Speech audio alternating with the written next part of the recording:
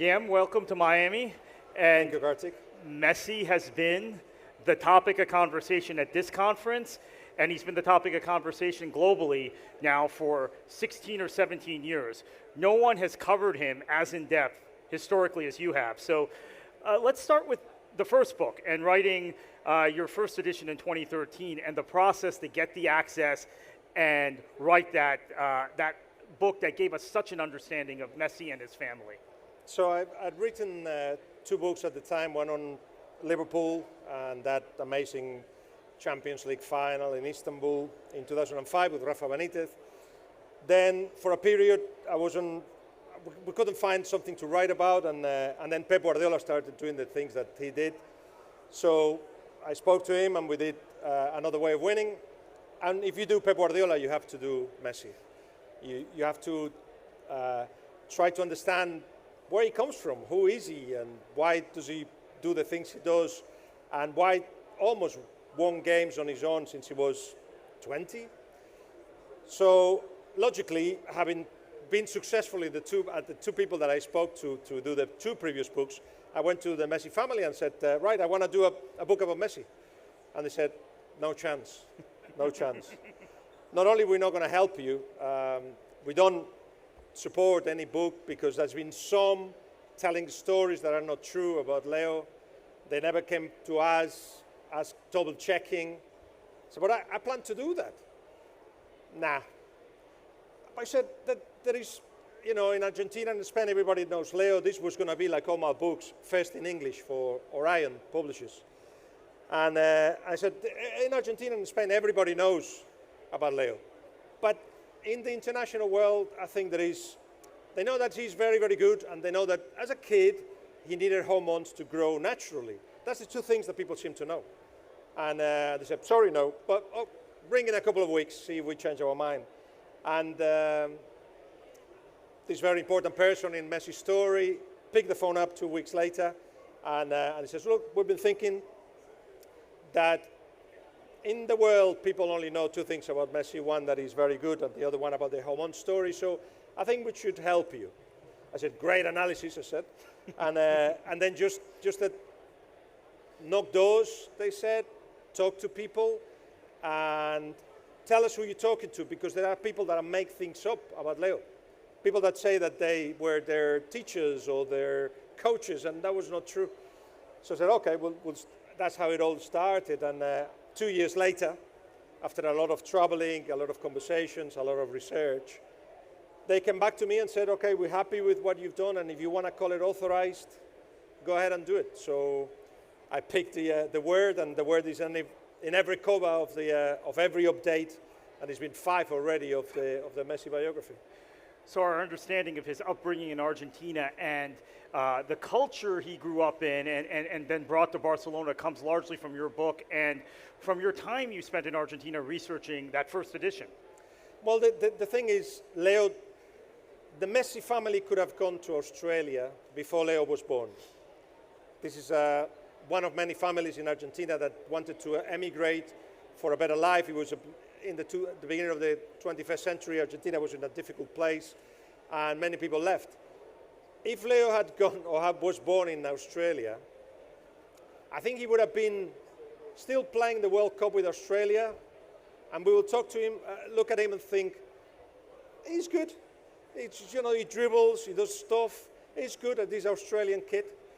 So to actually be Leo Messi, the Leo Messi best player in the world, GOAT, for many, I think for both of us, the best player in history, he had to be born in Argentina. He had to be born within that family, yes, but he had to, at some point, leave and be developed by Barcelona. And yes, he is definitely a rock falling down a mountain, unbreakable, and he would have made a career, but he needed the context to actually become what he was. So I needed to understand the context. I needed to understand why Argentina feel the way they feel about football, why every 3 streets there is a pitch, why everybody's involved in football, and why when he was 4 and this small, played with his dad, with his brothers, with his cousins, every time he did something different, drive with the ball or dribble, He looked up and all he saw was eyes of admiration. So when that happens, you want those eyes all the time. So you keep playing and you do it at your best, and then you do it with a lot of hours, you become a really good player, and you keep looking for that admiration. And they admire him because in everybody's mind in Argentina, football is a massive thing. So that's what I'd say. I had to go to Argentina to understand that, and then understand what Barcelona was doing for him at the moment he arrived at 13. Or better explained, and this was one of the surprises of the book, what Barcelona was not doing for him.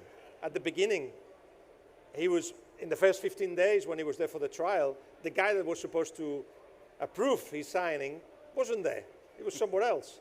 And then once they decided to come in to sign him, Barcelona was not prepared for him. They signed 14-year-olds from Catalonia, but not 12-year-olds for Argentina.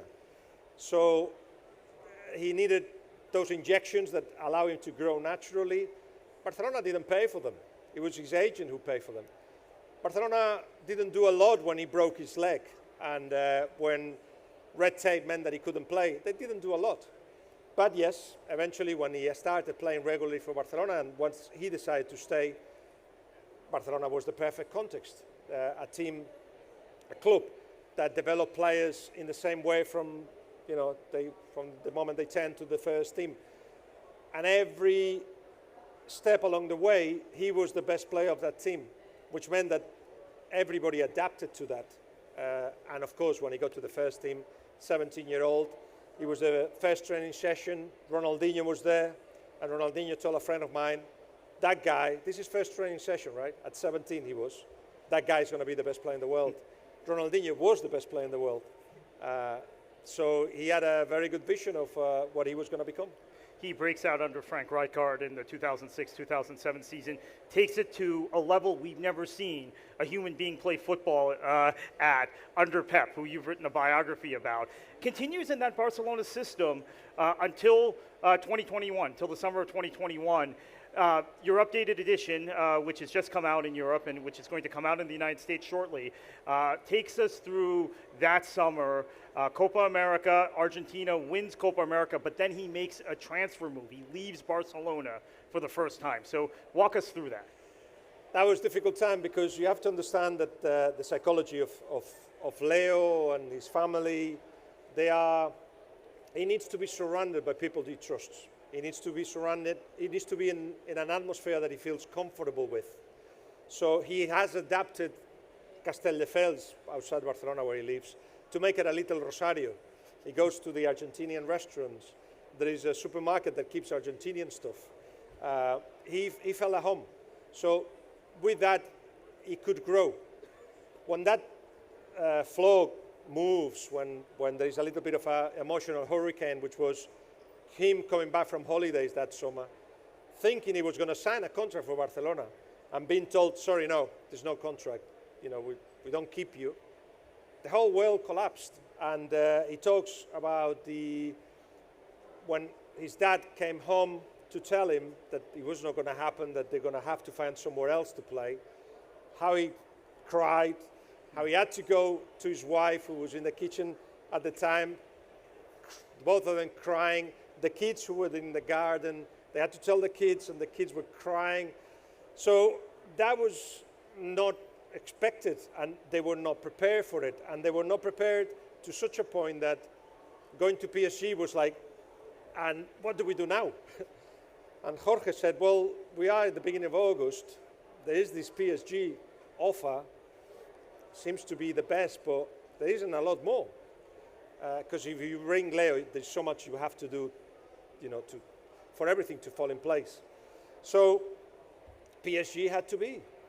But he didn't go there thinking, wow, what an opportunity to learn French and get my kids in another school and see the world. None of that. On top of that, a month and a half in a hotel. Not great. I've been in the hotel. Lovely hotel. The room was massive, but 3 kids running around constantly and having to go to training with a van, and traffic is bad in Paris. An hour to the training ground, an hour back. Wasn't great. He then gets injured, gets a bad COVID, took a while for him to recover from COVID, and the season was over. It wasn't great. Then there are the other matter of different managers, different ways of thinking about the game, different leaderships. It wasn't ideal. So in Paris, of course, titles were acquired in the league anyway, but in PSG, it's either you win the Champions League or it's disaster. They didn't win the Champions League, and it was disaster all the time from the moment they got knocked out. He wasn't happy. He admits that himself. So it was just a matter of it became clear that that was not where he was going to stay. What to do next? Having said that, if Luis Enrique had arrived earlier, I think Leo could have been convinced to stay at PSG for a little bit longer, but didn't happen. How difficult, you've written about Pochettino also, should mention you've written a biography of his, which is outstanding, highly recommended. How difficult was it for him to go to a former Espanyol manager, former Espanyol player, although obviously they're both Argentine? Was that a difficult part of the acclimation, or was Pochettino good for him? Mauricio quite clearly wanted to create the perfect conditions for Leo to shine. So he just got the team to play in a way and place Leo in a part of the pitch that meant you could get the best Leo, but also the best Mbappe and the best Neymar. And I think Pochettino was having the three. There was two managers that have the three of them. He was the one taking the best out of that trio, but it was just not good enough because basically they didn't win the Champions League. But it was beyond that. He didn't feel loved by the fans or understood by the fans. I think there was the impression that he wanted to stay in the elite but enjoying himself. And Inter Miami obviously were there from the moment he left Barcelona or just before leaving Barcelona the first time, but he wanted to stay in Europe. It's just that once PSG, it became clear around April, May that he was not going to stay, having agreed a renewal of the contract, but then realizing that wasn't a good idea. Then it was like different to the PSG move. It was like, all right, there is time to think about this. There was time to talk to everyone about it, including the kids and Antonella. And it was like, what should we do? And the conclusion was, okay, let's see what happens in Qatar. They win the World Cup, and then it was like, we can actually go to a place where the influence is going to go beyond football, where there's a future as well as either co-owner of a franchise or part of a club here, where there is a lot of people helping, finances weren't important, and where things would be a little bit less pressured, but with the idea still of competing, of winning, and amongst other reasons to win with Inter Miami, but also to keep in a good shape for Argentina as well. So he wins the World Cup finally in 2022 with Argentina. Won Copa America, as we mentioned, in 2021. So the debate, Messi versus Maradona, you've written a Maradona biography also. When you talk to Argentines, the debate was different than when you talk to you or me, right? My admiration for Messi is off the charts, and I think with most people around the globe. But when you would have the conversation with people from Argentina, there was always a sentiment for Maradona that they didn't have for Messi. Do you find that's different now that he's won? It's interesting because I've got this many reasons to tell why Messi was better than Maradona, and I use all of them in Argentina, all of them. And at the end of every one of them, basically the sentence from the Argentinians is, yeah, but he's no Maradona. No, I know, but the goals, the titles, yeah, but he's no Maradona. And he never fought to be Maradona either. But yes, things have changed. There was a time, going back to 2011, the first time that he thought of not going back with Argentina anymore because he heard too much. He's thought of leaving Argentina 2 or 3 times since then. But yes, successes came, and I thought at the time of the World Cup final against Germany that Argentina were living a golden era. They played 2 Copa American finals. World Cup final is a golden era. But there was something better that was kept in the store with Qatar, with the Copa America. That was the one that's coming up. And in my eyes, I think there's another World Cup for him. And yeah, the story has changed. But the football argument, not the emotional argument, that Maradona is still playing the game. And many playing it for him. And it's impossible to close down the debate. But the football story for me that is very clear. And having done a book on Maradona, it's even clearer in my head. Maradona peaked for 2 years, 1985, 1987. Before that, he was getting to the peak. And in 97, started dropping. Yes, he won. He was in another World Cup final. He won more Scudettos, but it was those 2 years in which he was unplayable. And if you doubt me, go and watch the semi-finals against Belgium in the World Cup. He won the game himself. He was absolutely brilliant.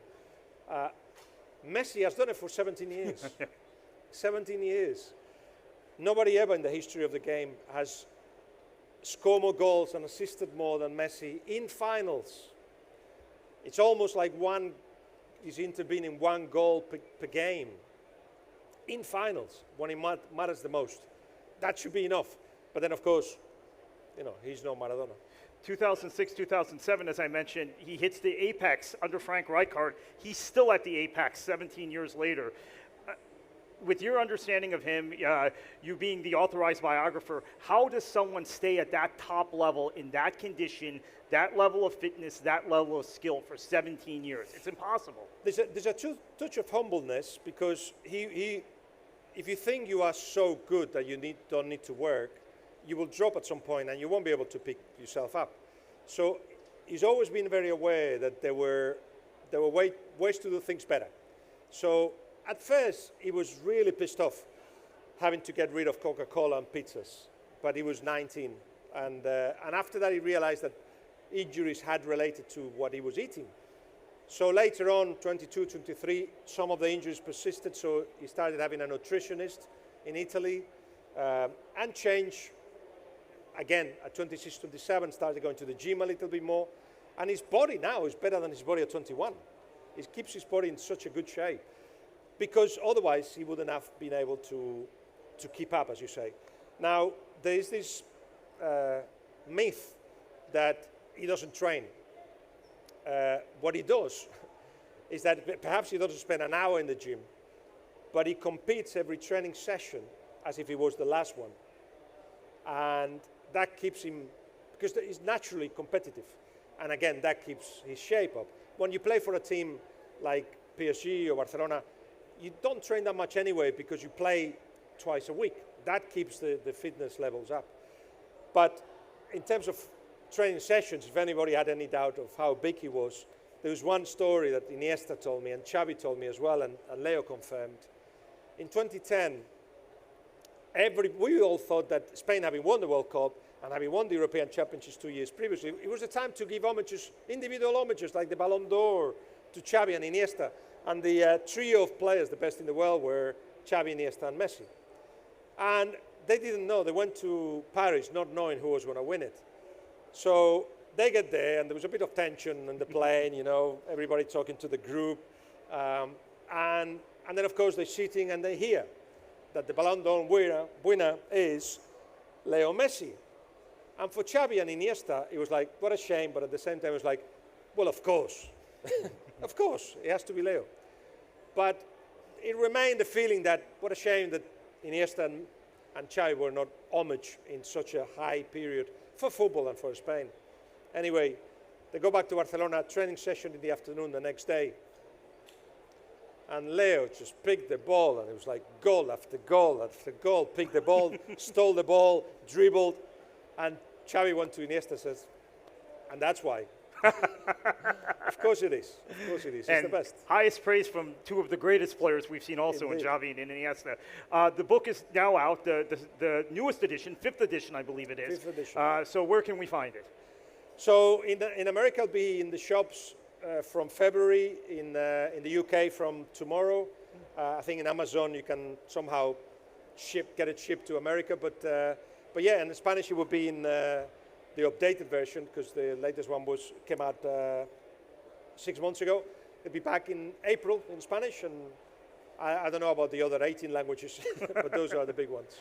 Great. Guillem, thank you, and thank you for giving us a lens into the greatest and the person who dominates conversations anytime we talk about football. Thank you very much. Cheers, Kartik.